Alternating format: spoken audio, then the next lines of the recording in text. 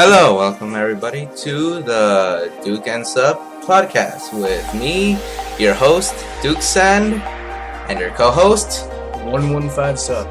And what is up, guys? It is the first ever episode on our podcast, and we really hope you guys can, you guys can help us out in any way, share it. Yeah, we're gonna start a Patreon or something like that, right? I don't know, maybe. Okay, something. Alright, so, now for story number 1. What? Oh, okay.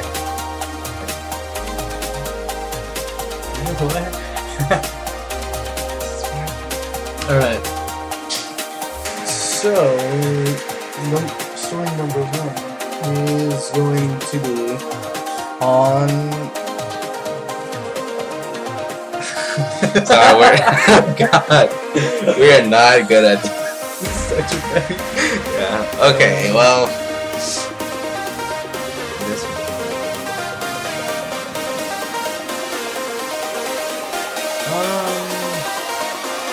Actually, you know what? Let's talk about that Super Bowl ad. Alright, let's talk about it. On Wired. While you were offline, the internet freaks out over Super Bowl ad and left shark. Well, let's talk about that Super Bowl ad. I don't know if you saw it, for those of you who saw, it's an ad where it had a boy throw a ball and the people behind the camera told him to throw it like a girl. Alright, so the coaches said, here, I want you to throw this ball like a girl. Yes. And so he... What do you do? He threw it flimsily. Yes, very much so. He airballed it. Airballed it. Yeah. Alright, and then at the very end they asked a girl to throw the ball. Yes. And so when she threw the ball, she actually did pretty good. Yes, like a professional. As far as a professional can throw it, yeah.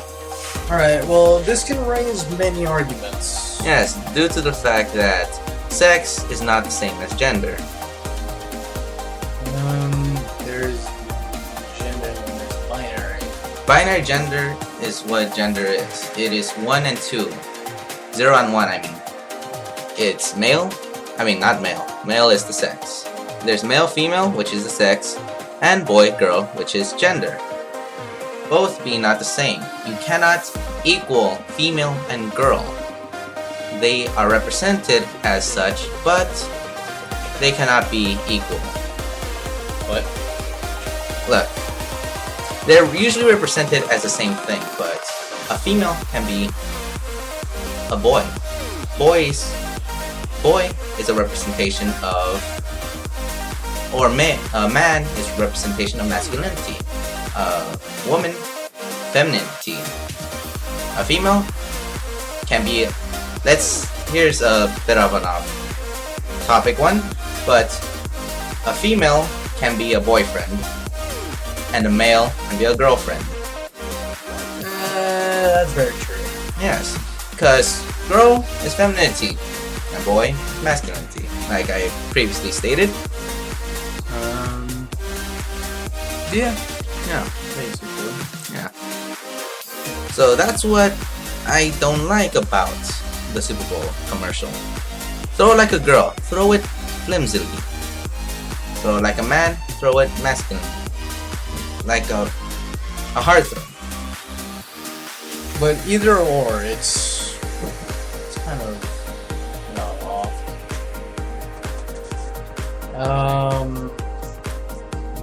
So, your thoughts on it? Well, I mean, it probably shouldn't have done the ad to begin with. True, but it's because most people go with both of them being the same thing. Wow, that is very untrue. Well, they're not the same. You got that. Yeah. As exclamated, I mean, I don't know what's the right term for it, but as said by the Kunari in Dragon Age Inquisition, there are some females that were born. There's some males that were born in the wrong body. Alright. And there's some males born in the wrong body. Alright, well, time for another story, I guess. Yeah, that's it.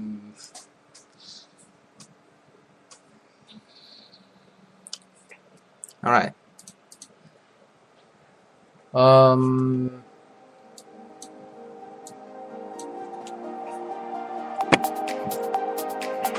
Alright, well... Here you go. The techies who are hacking education by homeschooling their kids. By Jason Tens. Thank you for that, man, for doing this article. Alright, so apparently a couple of weeks ago,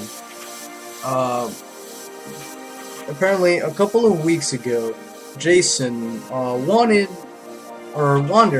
into the hills north of the UC Bakerley campus and showed up at the door of a shambling tutor that was filled with lumber and construction equipment. Samantha Malone Cook, a work-at-home mom in flowing black pants and a nose ring, showed me around. Cook and her family had moved into the house in April and were in the middle of an ambitious renovation. Sorry, Cook said, I don't tell you where we were in the construction zone. The construction zone, it turns out, that doubles as a classroom. We walked into the living room where Cook's two sons, Parker and Simon, were sitting on the couch. Sadly scribbling, the boys aged 12 and 10 had the era of young Zuckerberg and incredibly baby-faced and freshly scrubbed. They spoke with a somewhat awkward and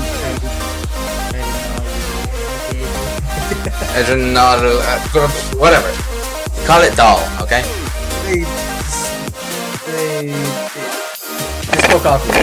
It was somewhat awkward, lit, and wore sweatshirts with the hoods flipped up and no shoes. The room around them was chaos. Piles of art supplies were stacked around the floor, and paint samples were smeared everywhere. The room was basically a mess. Okay, we should really read these beforehand. Sorry about that. Anyway,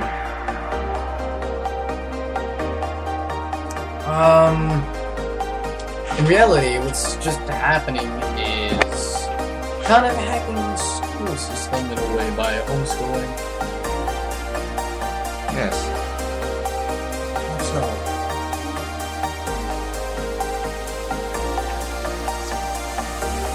well, anyway, so apparently these, apparently they were kind of ditching by skipping far ahead instead of going with a traditional. You're right. Well then, let's go with our other one for these current topic. Alright. Well,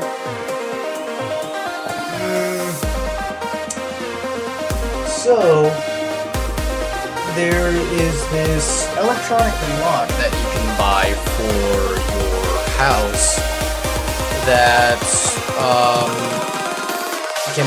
you can open from your phone, or you can be wherever around the world. You can open it from your phone. It'll tell you when someone knocked on your door, or when someone... Very good device, but sadly with a bit of a cost expense. It's a little bit below $100. It on the good side, it tells you when someone knocked on it, when somebody opened it with a key. It's accessible from anywhere. But here's the downside: it is a pin and tumbler lock, and these pin and tumbler locks are common all over America. Yep. And the thing about electronic locks that rely on a pin and tumbler lock is that they're not really that good. They don't really have the best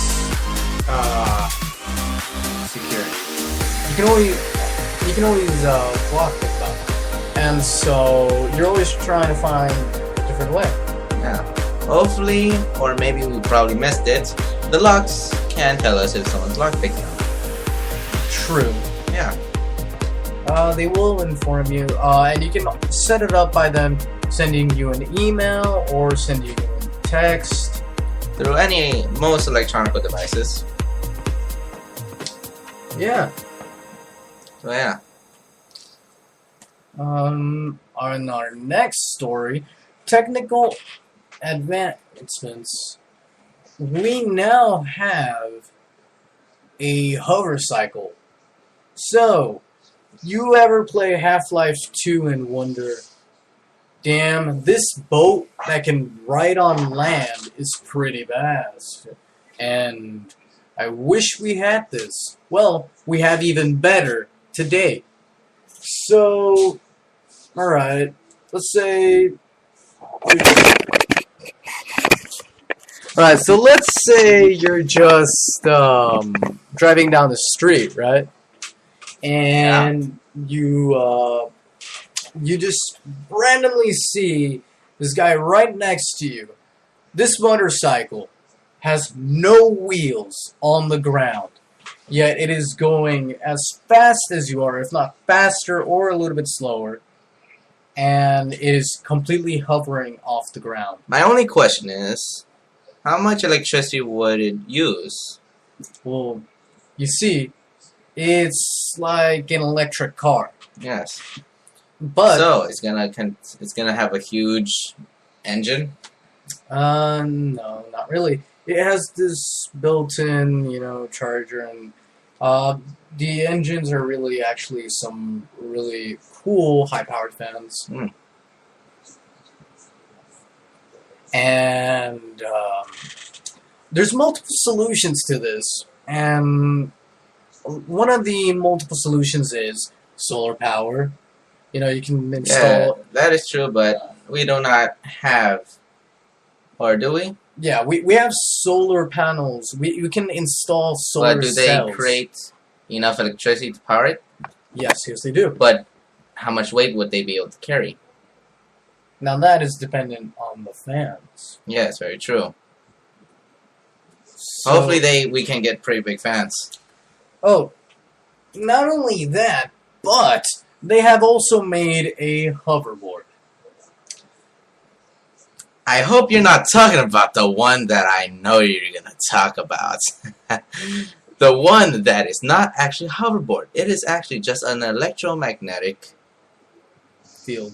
No, not a field. Well, I mean, it's just standing on top of an electromagnetic field. Yeah, but it's just a bigger version of a small little toy that it uses a magnet to push the little metal object up off the ground. Well, in other words, yeah, that's one way. But I mean, if you think about it, that's kind of the way you get to hover. Now, if these magnets, if we were ever to go into technological advancements any more further than this, then of course we would be able to have magnets under asphalt that wouldn't affect regular cars. But if you had a hover vehicle such as the hoverboard, which we have now, yes, you could hover. But the problem is that the hoverboard does not have that much electricity to sustain itself. I mean, the person on top of it. Plus, it's extremely heavy. Well, that doesn't always determine it. The more heavier the actual thing is, the more power it would need to pick up any extra weight. But you're not putting it into thought that it is depending on magnets, and that's an electromagnetic field. So it's not really any more dangerous than anything else. I mean, it doesn't... That's why I would like to point you towards one of my favorite YouTubers known as Thunderfoot with his intellectual argument on this. Alright, if you guys are seeing this through Twitter or if you guys are listening to this through Twitter or through SoundCloud, then you guys probably might not be able to see a link to the channel. But if you guys are watching on YouTube, you will be able to see a link to Thunderfoot's, mine, and Duke Sam's channel. Yeah. Can't speak. Awesome. Yes, this man, I'd say, pretty brilliant. But now to our next topic of discussion, which we will tell you in a break. Alright. Alright guys, well,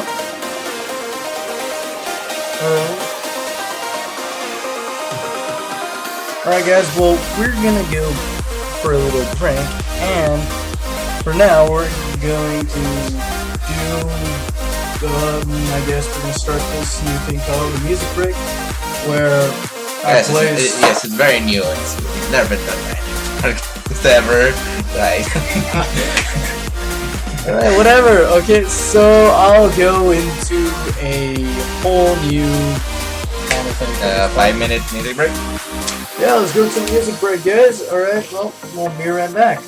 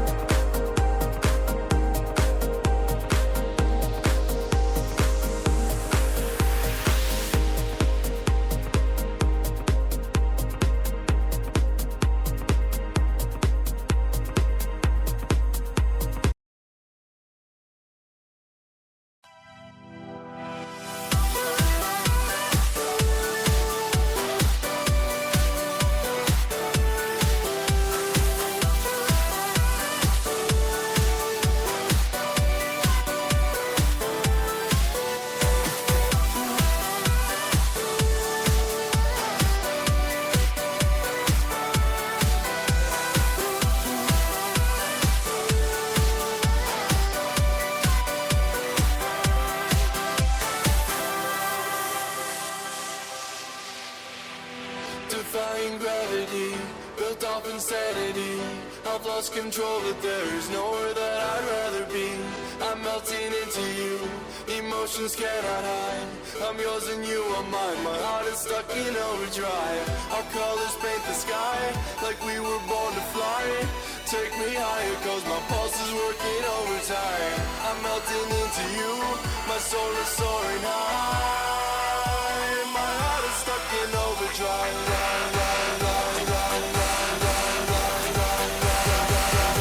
My heart is stuck in overdrive.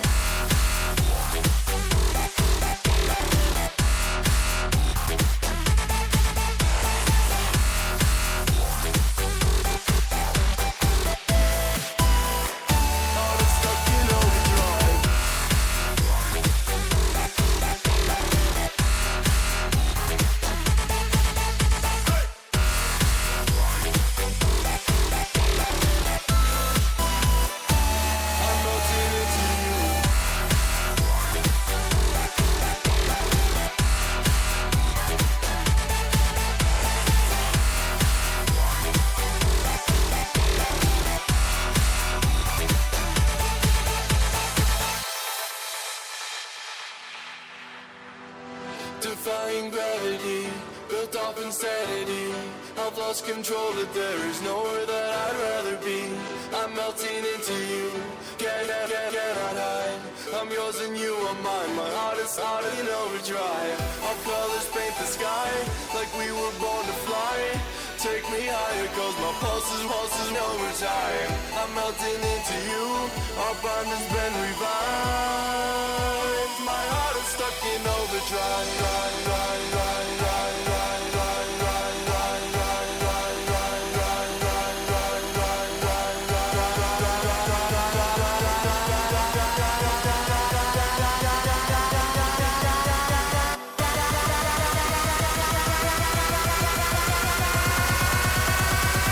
Defying gravity, built off insanity.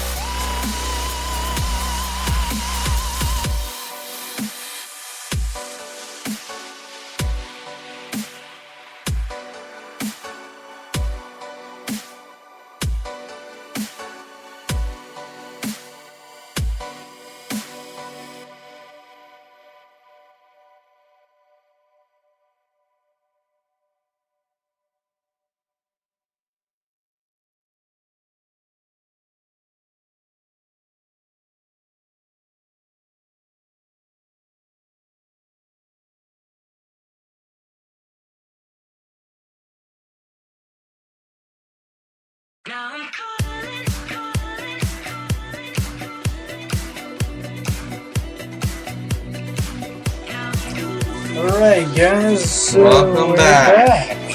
Yeah, we're back. Now we got a new topic of discussion. Alright, so we will talk about possibly the worst and most inhumane Nobel Prize ever given. Yes, we are talking about the Nobel Prize for Medicine given to the man who created the lobotomy. Named?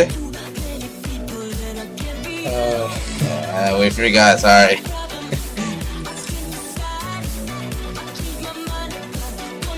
Alright. Well, anyway.